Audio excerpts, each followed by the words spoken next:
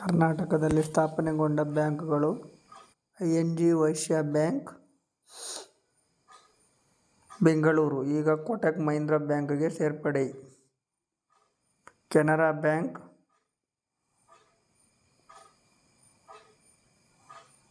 1906 ಮಂಗಳೂರಿನಲ್ಲಿ ಸ್ಥಾಪನೆಯಾಯಿತು. Syndicate bank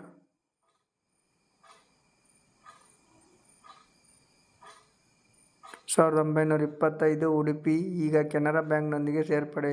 corporation bank 1906 Udupi ಈಗ ಯೂನಿಯನ್ ಬ್ಯಾಂಕಿಗೆ ಸೇರ್ಪಡೆ. ವಿಜಯ ಬ್ಯಾಂಕ್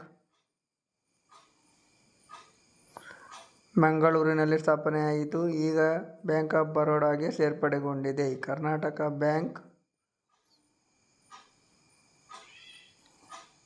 1924 ಮಂಗಳೂರಿನಲ್ಲಿ ಸ್ಥಾಪನೆಯಾಯಿತು.